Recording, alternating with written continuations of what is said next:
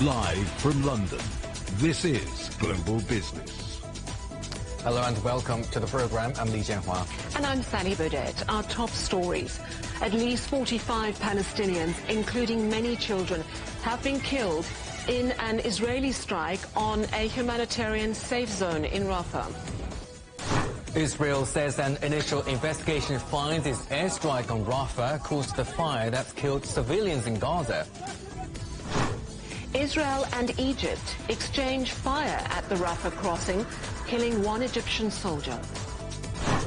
Rescuers continue to search for more than 2,000 people believed buried in a massive landslide in Papua New Guinea. Leaders of China, Japan and South Korea call for greater cooperation as they meet at their first trilateral summit in more than 4 years.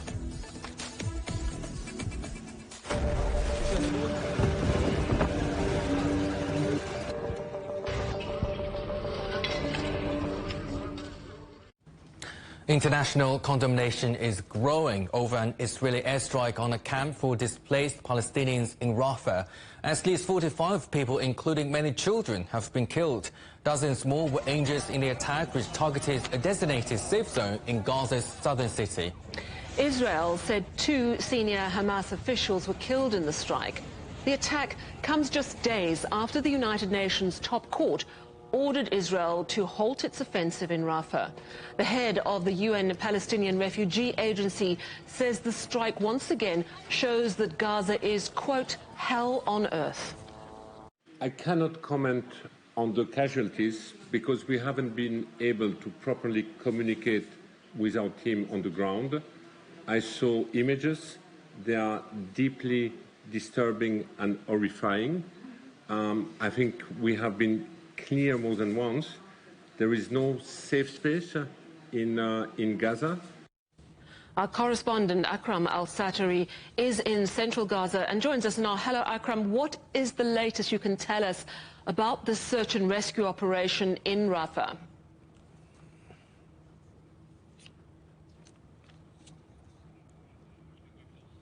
All right. Unfortunately, we have lost our line to Akram Al-Satari in Gaza. Let's move on. Xinhua. Yeah, now let's get the view from Israel now. Our correspondent Jonathan Regev is in Tel Aviv now. Jonathan, great to see you there. So we have heard the IDF has released initial findings on this airstrike in Rafah. So what are they saying? Yes, that is correct. The IDF is saying that a probe into this incident will now begin, and it will be headed by the chief military prosecutor, which is a major general, showing the significance and the importance that the IDF is giving to this investigation. What Israel is saying is that those 2 Hamas officials which were killed were deliberately hiding within a civilian population and putting the civilian population there in danger. Israel is also saying that the strike which killed those 2 officials eventually set up a fire which also killed various civilians in the area. Israel is also stressing that this place is not one of the places that Israel instructed the Palestinian refugees to head to. Israel was asking them to move to areas further north, known as the Mawasi, which are in the vicinity of Khan Yunis. Having said all that, Israel is well aware that this is quite a grave incident and that tens of civilians, uninvolved civilians, were eventually killed. And Jonathan, we have learned from the Israel's military radio that Egyptian and Israeli soldiers have been exchanging fire at the Rafah crossing. What else can you tell us? That is correct, and this is also a very serious incident because let's remember, as tense as the relations may be, Israel and Egypt have diplomatic relations. There's a peace treaty between the 2 countries, and crossfire between soldiers from the 2 armies has been very rare for the past 50 years. Today, earlier this afternoon, there was a fire exchange. According to Israel, it began with Egyptian soldiers firing towards Israeli soldiers at the area of the Rafah crossing. IDF soldiers fired back. Egypt now confirming that one Egyptian soldier has been killed. And this incident, of course, has the potential to ignite further tension between the two countries. That is why high-level talks between officials from Israel and from Egypt are already underway to try and put an end to this incident as quickly as possible. Because let's remember, these relations are very important to Egypt, but also to Israel. Thanks, Jonathan. That is our correspondent, Jonathan Regev, in Tel Aviv. All right, let's try that line to our correspondent, Akram Al-Sater. He comes to us from central Gaza. Akram, you hopefully can hear us, and let's hope the line plays along with us. I wonder if you could update us the very latest you're hearing about that attack in Rafah, which has left an estimated 45 people dead.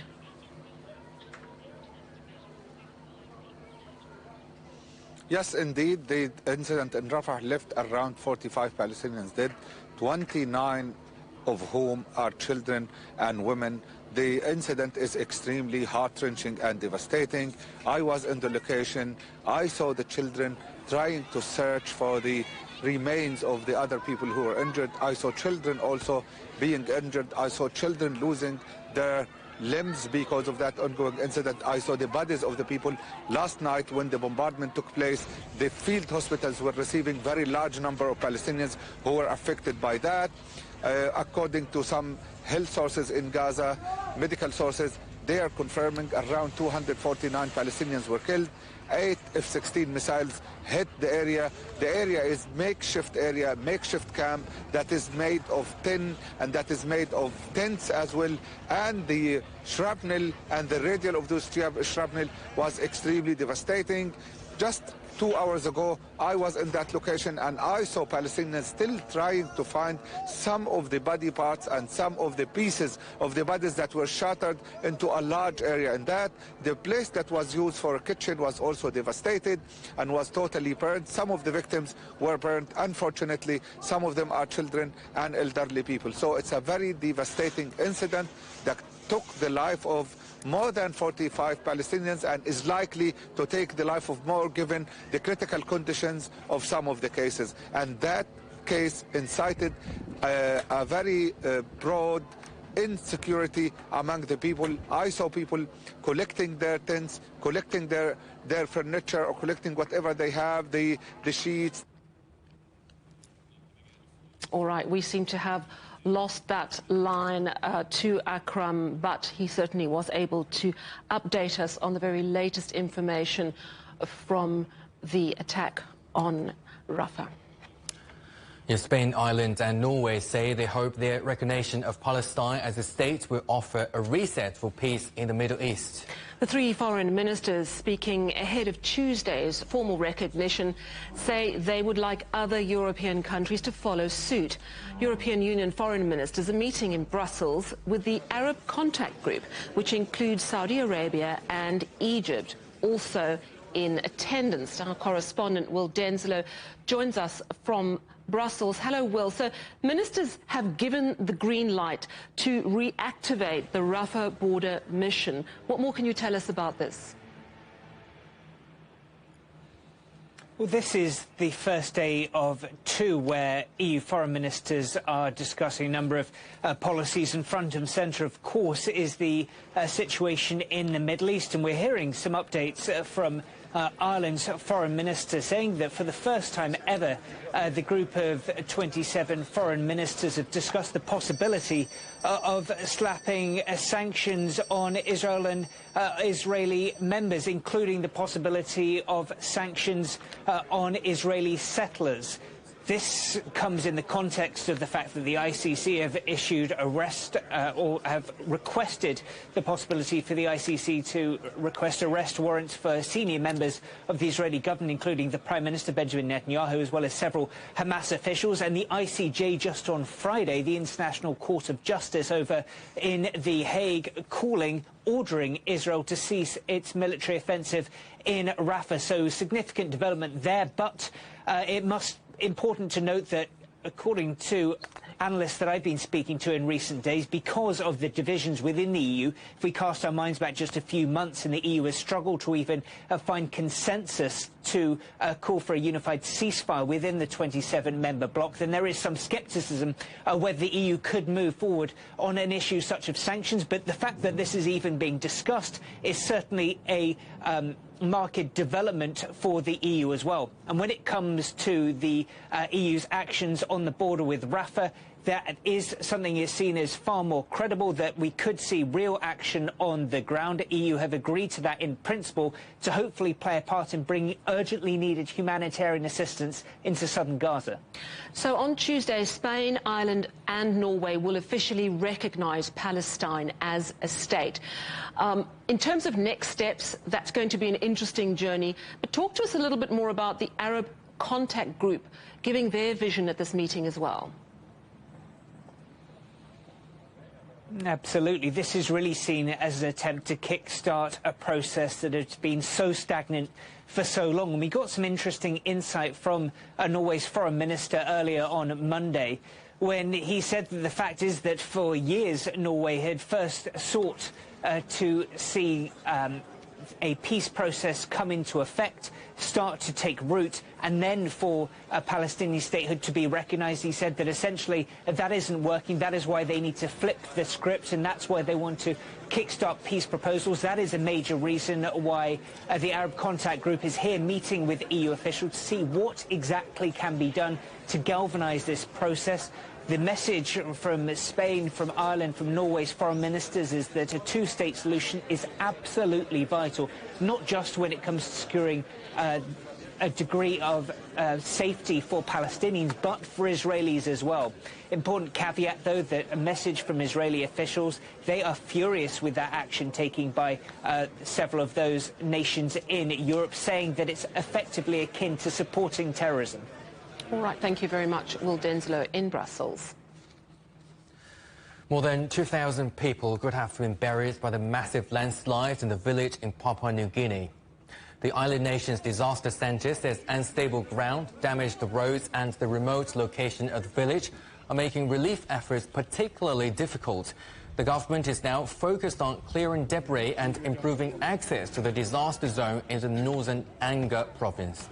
Presley Asa is Communications Officer for the Papua New Guinea Red Cross Society. He spoke to CGTN about the rescue and relief effort. The local MPs have set up a rapid response team, and on Friday they went and visited the communities and, provided really immediate relief supplies to help the communities at least find shelter during the period when they try to find survivors or people that are missing. The biggest problem or the challenges they're facing right now is machineries. The landslide has covered almost 60 households, much of which are still submerged under the rubble. So in the last few days, the communities themselves, they've been using spades to try to dig up and find survivors. However, the chances of finding someone alive is very slim at the moment. Almost 2,000 to 3,000 people have been affected, and some of which their houses have been destroyed. So, they need immediate relief supplies like food and, shelter kits. Outside, they could, use these items to survive at the moment. Still to come, we'll be in New York looking ahead to a busy week on the markets with key inflation data due.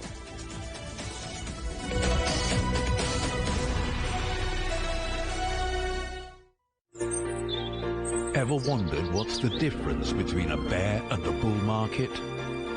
Where are the cash cows? And who are the lame ducks? And what exactly are black swans? Grey rhinos? And unicorn companies?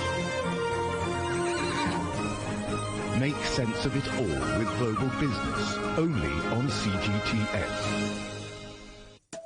I think it should be more global cooperation.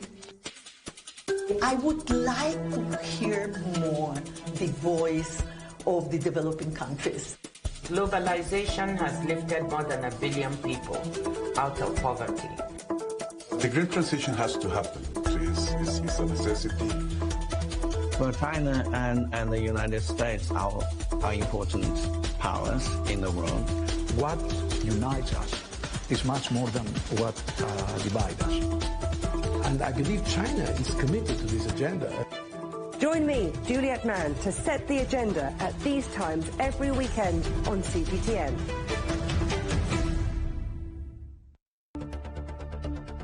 Events have consequences. Words create impact. One more offensive in a long line of battles that's been ongoing for more.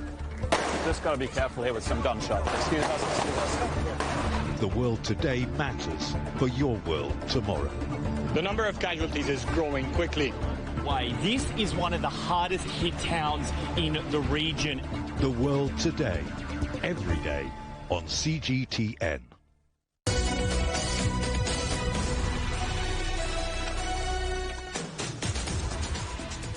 Welcome back. US markets are closed for the National Memorial Day holiday, but we can expect a busy week ahead of a rate decision from the Fed. But outside of Wall Street, all eyes are on the hush money trial of former President Donald Trump as closing arguments begin. Let's speak to John Terrett in New York. John, great to see you there. So what's expected as the Trump trial winds up? Are US voters tired of that? No, they're not tired. Well, they're kind of tired of it, yes, but I think everybody now is intrigued about what is going to happen. And I tell you for nothing, for the next 3 days, the only news coming out of America is going to be the Trump trial. It is a very, very significant moment, and of course it's big for us here in Lower Manhattan as well, because where I am today, not at the Stock Exchange, because it's closed for Memorial Day, as you rightly say, but here, just opposite Ground Zero, the courts are right behind us, just about a mile away. That's where the courts are in Lower Manhattan, and this, of course, is a state court. So here's what's going to happen. Tomorrow, Tuesday, we get closing arguments. So the prosecution and the defense will lay out their case to the jury, and then the judge will instruct the jury on what they can and can't deliberate on. Now, last Tuesday, the judge had a big meeting with the prosecution and the defense to look at the areas and agree on the areas that the jury can deliberate over. So they had that meeting last Tuesday. They've had a week off, and they'll get those instructions tomorrow from the judge, and then they'll get the case possibly in the evening. And of course, it's quite possible that they could come to a swift decision, so we might have a decision on Tuesday evening. I think more likely they'll get the case on Wednesday morning, and then they can deliberate on Wednesday, Thursday. I don't see it going beyond Friday, but you never really know.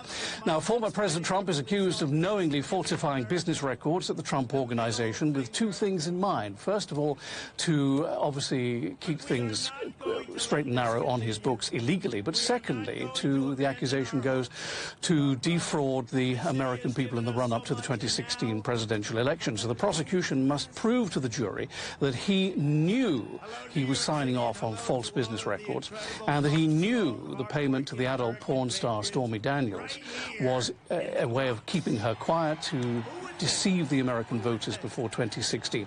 It's a high-profile case. It's a high-stakes case. It is the first ever criminal prosecution of a former American president. We've never seen this before. And I will look you straight in the eye, both of you, and tell you it is impossible. It is impossible to know which way this jury is going to decide when they get the case. Simply, we don't know. It's been a dramatic couple of weeks while this has been going on, of course, and what we do know is that they will have to decide about each of the 34 counts against former President Trump.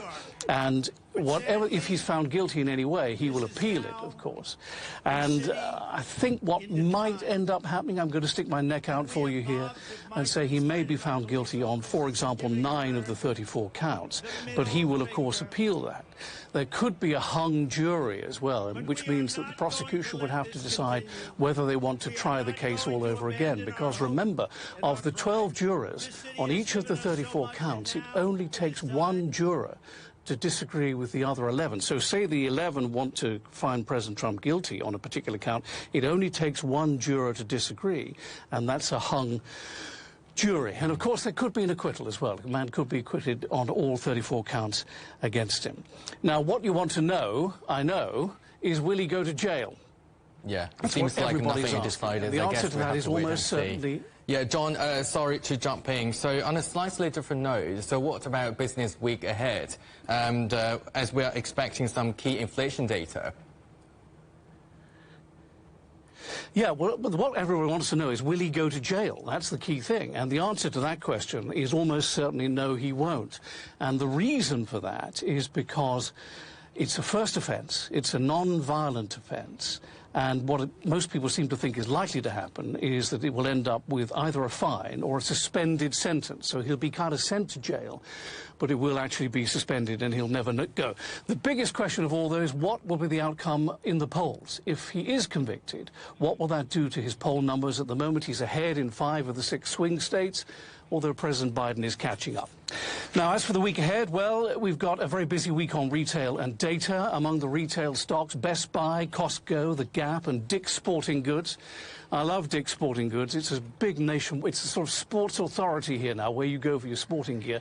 It was started in Binghamton in New York in 1948, and in those days, you could go into the one store and you could say to Dick, "How much for that canoe?" And he'd say $100, and you'd say, "I'm not paying $100 for that." He said, "Well, how much do you want to pay then?" And you say, $80. He said, "Well, go and pay $80. Of course, you can't do that now because it's a major nationwide chain. Also, we hear from Salesforce, which is a key Dow Jones component. The company looks at improving people's business through data, although it's a bit of a pain in the neck for the staff at these companies who have to put the data into computers. Thursday, we get the first revision of US GDP. It was 1.6% first time round in the first quarter of this year, year on year. And at the end of the week, key inflation data, PCE it's called, personal consumption and expenditures. And that is the Federal Reserve's favorite measure of looking at inflation, more so than CPI or PPI. Last week, the Nasdaq ended with a record. The Dow was down for the first week in 6. Thanks, John. Right? That is our correspondent John Terrace in New York. Now, China has concluded its largest funding round to date in support of its semiconductor industry, raising $47 billion. It's part of President Xi Jinping's self-sufficiency drive in the face of US efforts to restrict access to the latest technology. The third round of the so-called Big Fund was put together with contributions from the Finance Ministry, local governments, state-owned enterprises, and for the first time, state-owned banks. China's industrial profits have returned to growth, with numbers released on Monday showing a rise of over 4% in January to April from the same period last year. The improved data follows a rise in exports in April and follows China's move to boost high-quality development in manufacturing. Football superstar David Beckham has signed a deal with Alibaba's international e-commerce platform, AliExpress. Brand Beckham now becomes its biggest global brand ambassador. The partnership comes just ahead of the opening game of UEFA's European Football Championship that kicks off on the 14th of June. AliExpress joins several Chinese companies as sponsors at the Euros 2024. The US and some European countries are considering vaccinating workers at risk of exposure to bird flu. American, EU and British officials have begun stockpiling vaccines in a bid to minimize the threat of a pandemic. A new strain of avian flu emerged in 2020 and has caused an unprecedented number of deaths among birds. It was recently found to have jumped to dairy cattle in the US and has infected 2 dairy workers. The UK government is trying to encourage people to come out of early retirement. Almost 1 million people between the ages of 50 and 64 left their jobs due to the COVID pandemic. Well, people are now heading back into the workforce, but there are significant challenges, even in sectors with high job vacancies. Our correspondent Jen Copestake reports. Cana Cafe is a not-for-profit enterprise at Farm Street Church in central London. Run by a team of volunteers up to 70 years old, the cafe was created to give new skills to help people find paid work. We thought, well, this would be a great opportunity to provide people with some experience with the hospitality industry. It's kind of gentle. Our shifts are 2.5 to 3 hours a day. At the same time, we get some experience with them and can make recommendations or provide letters of reference about their work ethics and their habits and skills and so on and so forth. And we've actually been a little bit successful with that. Loveleen Buttar is one of the volunteers. At 54 years old, she has been unemployed for just over a month. Loveleen worked at a major UK airport in a security role for 5 years, but her job ended. She's been looking to find another one in the hospitality sector, but has not yet been successful. I hit rock down bottom because of age. I couldn't find work anywhere else, wherever I went. Last year, I lost 4 jobs in 1 year. My confidence went down to 0, and then I said, no, let me take a break, and this is a way of taking a break, and it's brought my confidence back, and it's a way of helping older people. Currently living off about $450 a month of government benefits, Loveleen's travel costs to and from the cafe are paid by donations. I'm just looking for basic job now. Even for basic job is hard. Yesterday I applied for housekeeping job as well to get myself back into the workforce. Like many countries, the UK faces an increasing aging population. 1/3 of all jobs are held by people who are over the age of 50. But the quality of full-time opportunities for older people is limited. According to a study by the Chartered Management Institute, only 42% of hiring managers would be open to hiring somebody between the ages of 50 and 64. We talk about ageism in the UK as one of the last socially acceptable forms of prejudice. So there's no doubt that there is an extra barrier for many people when they're considering employment. The age at which people can take their government pension continues to get pushed back and becomes later and later and later. So there is a lot of incentive for people to keep working later, but there aren't necessarily the range of support measures in place to help people. Do you think the UK government is doing enough to encourage yourself to find jobs? Job centres are the ones who are meant to encourage, but they are not sourcing the people out. They're not even inviting us for coming every 2 weeks to the job centre and looking, because they've got too many people unemployed and they're not looking at individual cases. The advantages of employing older people go beyond purely economic benefits and give purpose and meaning to life in later years. I would like to advocate for a process that is more accommodating to the older age population. In fact, probably the greatest thing that can impact our self-esteem, our health, our physical health, is some kind of steady employment. You know, even in an older age group, it provides a lot of, extra value besides money. Jen Copestake, CGTN, London. You're watching CGTN. Still ahead. Spain pledges over $1 billion worth of weapons for Ukraine as President Volodymyr Zelensky makes his first state visit to Madrid.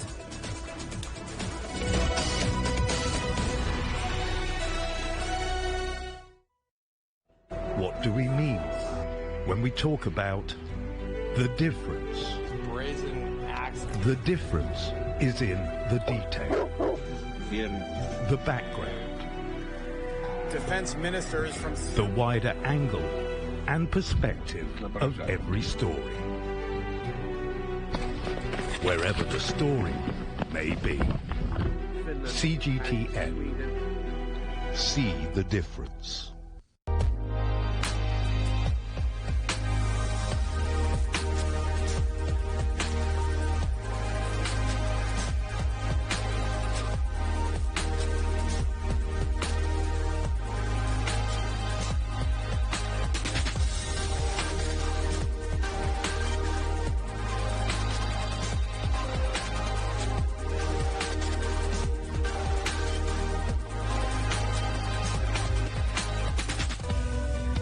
We are all connected. Across borders, across continents, connected by ideas, a shared humanity. Stay connected.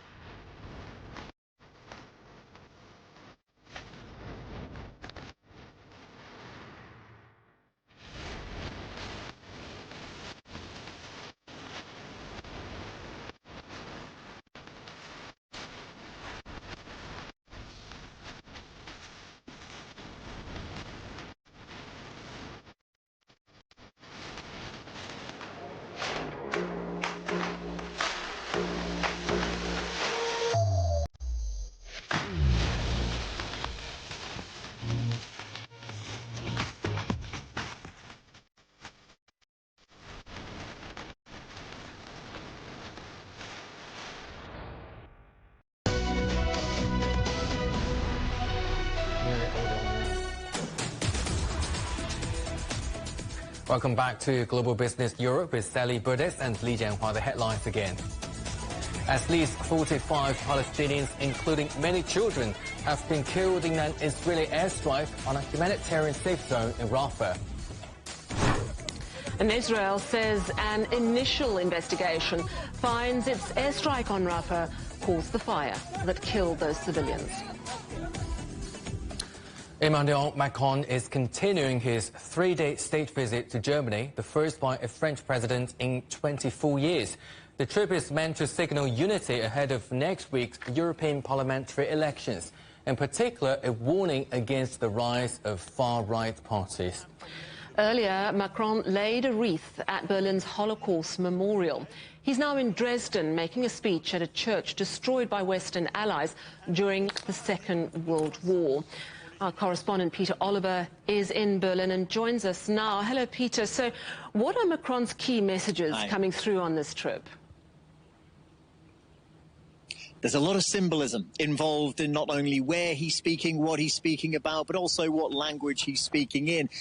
We can see some pictures, I believe, of him addressing the crowds in Dresden right now in front of the Frauenkirche. But that's also a spot that Charles de Gaulle addressed crowds in 1962. Like Charles de Gaulle, Emmanuel Macron is speaking in German, or at least he was for part of it. I did hear him switch over to French for some of it as well.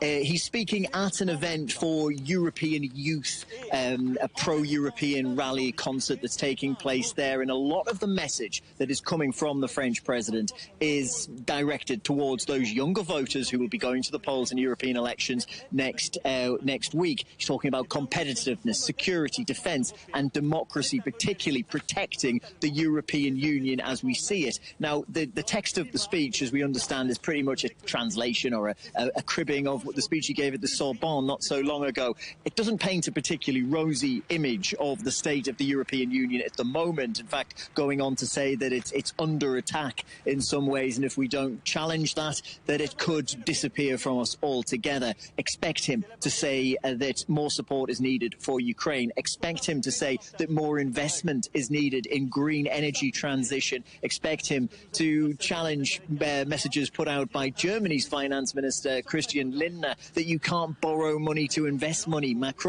thinks you can, and we can also expect him to sit across the table at a cabinet meeting on Wednesday, I beg your pardon, on Tuesday, with Christian Lindner, and have that conversation head to head as well. I was astonished to learn this is the first visit in 24 years of a French president to Germany, official visit. Both sides talking up the importance of relations between the two countries, but there's not a lot of unity now on some key issues. Is that right? First time in 24 years. Can you name the two that did it before? Who was the French president that came to see which German chancellor? Too late. It was Jacques Chirac coming to see Gerhard Schroeder in the year 2000.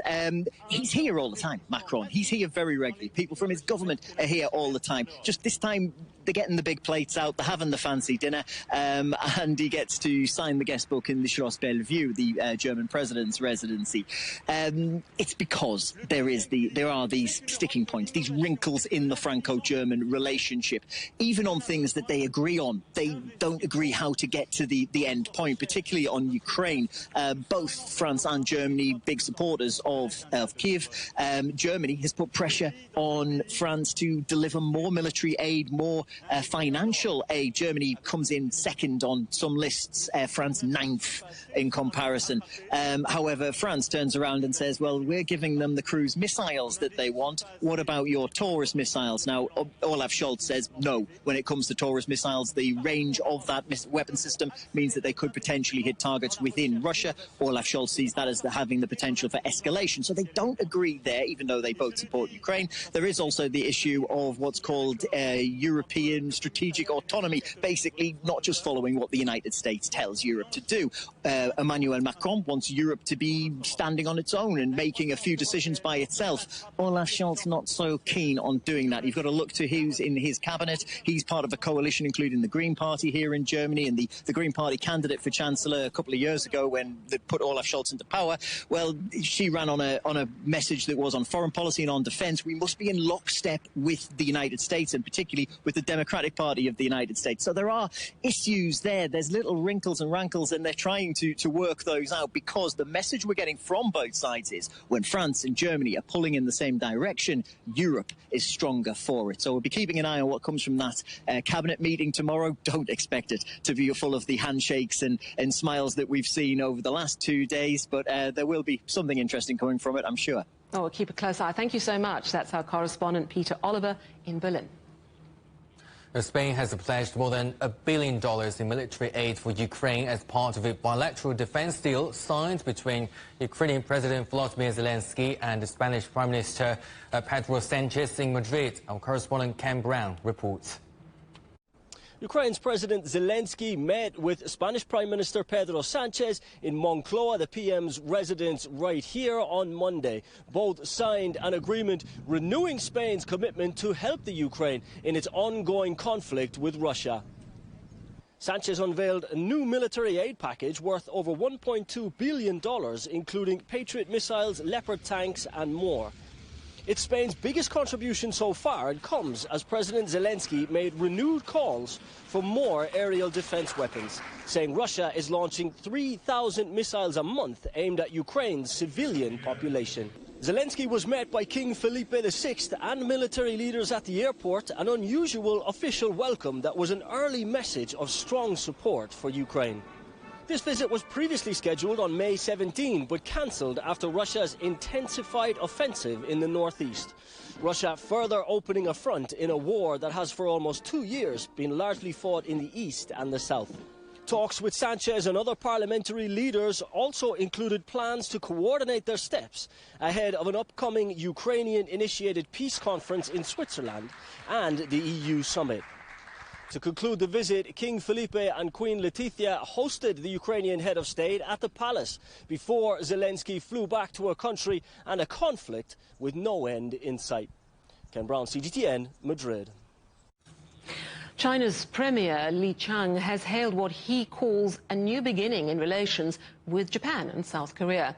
He made the comments in Seoul as the three countries held their first trilateral summit in more than 4 years. Well, they have pledged deeper trade, environmental and cultural cooperation. Our correspondent Jack Barton reports from Seoul. From the pandemic and inflation to major conflicts and oil shocks, the world has changed in many ways since the last major summit between China, Japan and South Korea in 2019. In the midst of all the complex changes, there are many things that remain unchanged, especially the willingness of our countries to seek cooperation for mutual benefit and win-win results. And our people's pursuit for peace, development and living in contentment has never changed. In the case of China, Japan and South Korea, our mutual relations have remained unchanged. The DPRK's nuclear and missile programs have seen Japan and South Korea deepen security ties with the US, a point highlighted by Pyongyang's announcement of an imminent military satellite launch just hours before the summit. Though Japan and South Korea have in turn resisted pressure from Washington to economically decouple from China. South Korea's president said deeper trilateral cooperation was crucial for regional stability. Issues that are difficult to resolve bilaterally may also be addressed through trilateral cooperation. We hope to expand the scope of cooperation with regional partners on the solid foundation of trilateral cooperation. Furthermore, we hope that our three countries will unite to address global changes together. The top business leaders of all three countries also convened here in Seoul to discuss ways of deepening regional economic cooperation. They were joined by Lee, Kishida and Yoon, who announced a resumption of negotiations towards a broad trilateral free trade agreement. Now it is time for the government and business leaders to join forces to elevate the level of trilateral cooperation. Ahead of the trilateral, South Korea and China also agreed to establish formal channels for expanded diplomatic and political dialogue, as well as work towards phase 2 of their own bilateral free trade deal. Jack Barton, CGTN, Seoul. Meanwhile, the DPRK says its attempt to launch a new military reconnaissance satellite ended in failure on Monday when a newly developed rocket engine exploded in flight. The attempt came just hours after Pyongyang issued a warning that it would try to launch a satellite by June the 4th. Officials in South Korea and Japan had earlier reported that the launch seemed to have failed. The head of the World Health Organization says he's confident that countries will eventually reach an international agreement on how to respond to future pandemics. Tedros Ghebreyesus made the remarks after states failed to agree on a draft deal for a global pandemic treaty. This is despite 2 years of negotiations. He told delegates at the WHO Assembly in Geneva, quote, "Where there's a will, there's a way." At least 16 people have been killed in Bangladesh and India after Cyclone Remal made landfall along the coastline. Winds of up to 135 kilometers per hour hit low-lying areas, cutting electricity supply to millions. Heavy rain and flooding have forced over 1 million people to evacuate their homes and seek emergency shelter. Cyclone Remal is the first major storm to hit this year, but extreme weather has become a more frequent event in the region in recent years. France says the state of emergency in the Pacific territory of New Caledonia will be lifted on Tuesday morning. This comes after 2 weeks of violent protests on the island over French plans to reform voting. At least 7 people have been killed in the unrest. Over 3,000 police and military officers have been deployed. Another 480 officers are due to be sent from France in the coming days. We're watching CGTN Still Ahead. A major travel expo kicks off in Shanghai, looking at the untapped potential of the Chinese travel market.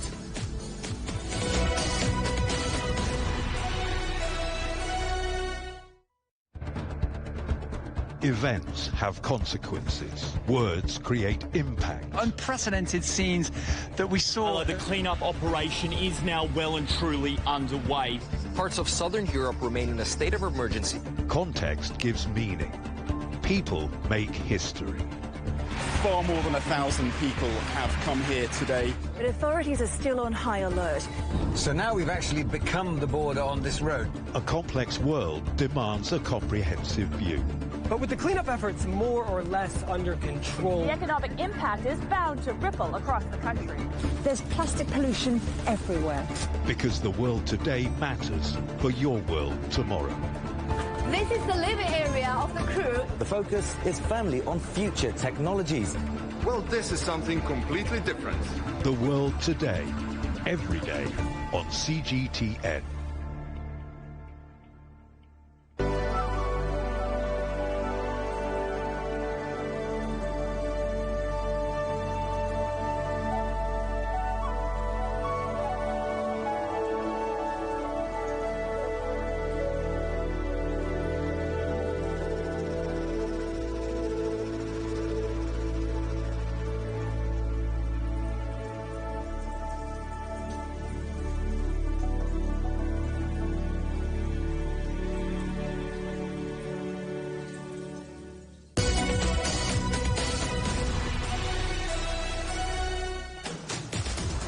Welcome back. Shanghai has opened its doors on the world's leading travel fair, hoping to shine a light on innovation and growth within the tourism sector.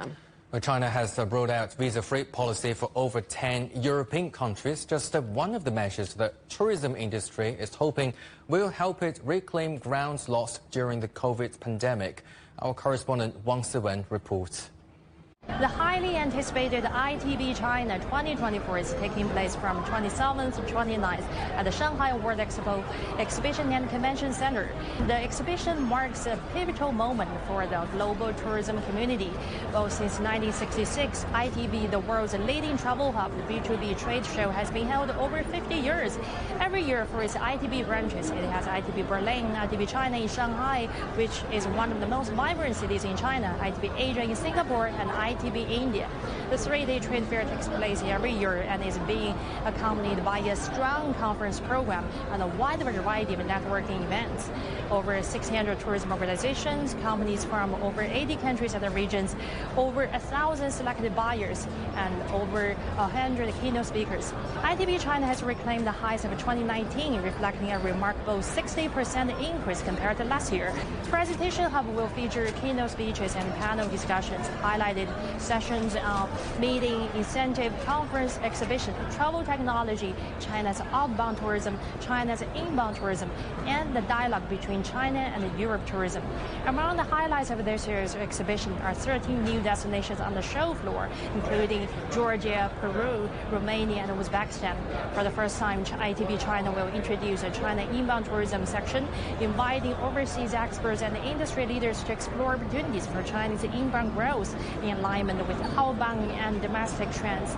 And as a premier B2B industry exhibition, ITB China serves as a catalyst for the industry professionals, fostering meaningful business exchanges and networking opportunities. For more insights, let's talk to Paul Prong Khan, the Chief of Staff at the Pacific Asia Travel Association. Paul, great to have you on the show. So the ITB has been holding its fair in Shanghai for 3 years now. What trends and changes have you observed? So just in the industry itself, we've seen a big shift in terms of priorities for a lot of destinations in the region. It's a big shift in focusing on sustainability, of course, and technology and innovation, right? So those are the big things that are happening in the industry. In terms of travel behavior, we've seen travel behavior change. More people are more socially conscious in making travel decisions. Safety and health are top priorities for many travelers in Asia, in China as well. So those are some big shifts we're seeing at a destination level and as a traveler, not as from the consumer level as well. Paul, according to our correspondent just now, this year's expo sees participation from more than 600 exhibitors and over 1,000 selected buyers, so reaching pre-pandemic levels. So what factors have contributed to this strong return? Well, I think, last year we were talking about recovery from the pandemic, and this year I think travel is back. Destinations around the region are reaching close to pre-pandemic levels, so it's strong competition across the board. So that's why events such as ITB China and Shanghai are doing really well, because people really want to get a piece of the Chinese market. It was, before the pandemic, it was one of the largest outbound markets. So destinations do want to make sure that they have a robust recovery, and Chinese travelers are part of that robust recovery for that destination. And so as we see, consumers are coming back, and what are the trends in consumer behaviors, and are we rolling out any policies to keep up with the change? Well, I think as I said before, health and safety are some of the biggest priorities for any travelers, particularly Chinese travelers. So we're seeing emphasis from destinations to focus on that and making sure that travelers, especially from China, are having a safe and safe sort of travel and seamless travel experience. But I think travelers also be more socially conscious in what they're choosing in terms of what they want to do, looking for more unique destinations or unique experiences, not the typical bucket list sort of experiences you've had in the past. So that's more, that has a more experiential, more focused on culture and heritage. We're seeing that a lot in the region, particularly from China and, of course, from Southeast Asia and North Asia. As you said, Paul, that the consumers are always looking for something new. So there are some newcomers as we see to this event this year. Are there any new or particularly notable participants this year? Well, we have some destinations in Central Asia, so like East Kazakhstan, Georgia. Then from Southeast Asia, you have some of the provinces like Sarawak in Malaysia, talking about the Central Asia, you have Uzbekistan. Cuba is actually a very interesting newcomer to the exhibition floor. And of course, you're seeing someplace like Buenos Aires and even Hawaii taking place for the first time as a newcomer this year at IDB China. So it's really interesting to see these new destinations, taking part in the exhibition. It's great. It's great. It seems to see that everyone's really, wants to have travelers back from China, and so it's a welcoming for them and welcome them back to their destination. And there is a lot to look forward to. That is Paul Prang Kang, Chief of Staff at the Pacific Asia Travel Association. Thank you very much for your insight. Thank you for having me. South Africa heads to the polls on Wednesday. After 30 years of dominance, the governing ANC faces its toughest election yet. Opinion polls suggest it could lose its outright majority in Parliament. Our correspondent Michael Marilia spoke to South Africa's High Commissioner to the UK, Jeremiah Mamabolo. Rightly or wrongly, there's been speculation that the ANC may not accept the outcome if it were to lose. It's been in power for 30 years. I'll put it to you bluntly, because some people will ask this, would the party accept an unfavourable result? Well, it's not about accepting or not accepting. It's a question of whether it is possible or feasible in South Africa. And I would say no. Whether you like it or you don't, let's say the ANC says, oh, we're not happy about it. If the people have voted them out, then they will go. Because in South Africa we have, I think, strong institutions. There isn't any way in which you could have, because the implication of what those people are saying is that you would have a coup. Because if President Cyril Ramaphosa has been removed, and he says, no, I'm not going, and that holds, it wouldn't hold in South Africa. Yeah, interesting. Of course, when it comes to elections, investors have to make decisions about the assets that they hold in a particular country. High Commissioner, what's your message to foreign investors as they think about South Africa's future at this point? I say to everybody that, look, South Africa, we have had our own ups and downs. We have serious problems now in the economy. But if you are an investor and thinking right, you know that there's a country with potential.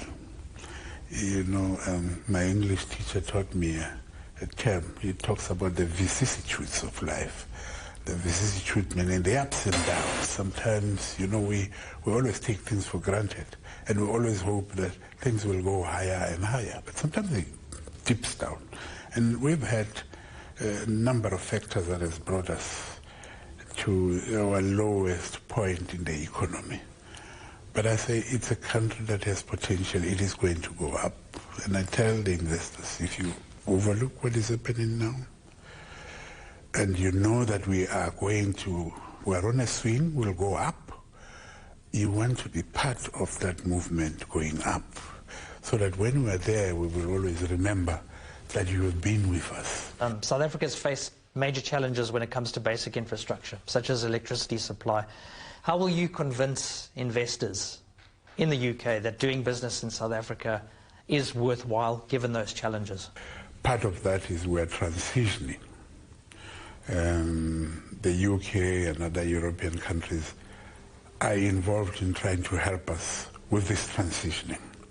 All we are saying is it's going to be a just transitioning. How much just is that? You want to make sure that you don't leave people behind.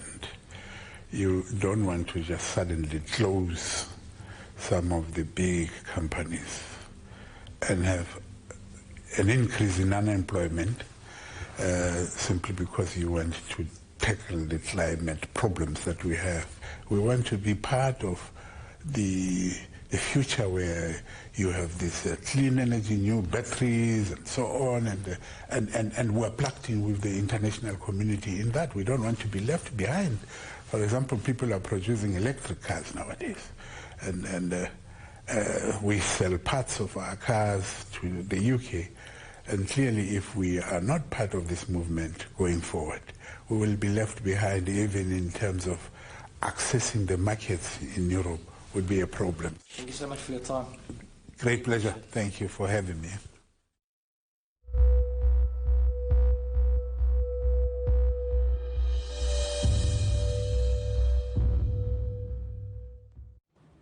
In the United States, at least 18 people have been killed by severe storms and tornadoes that have ripped through central parts of the country.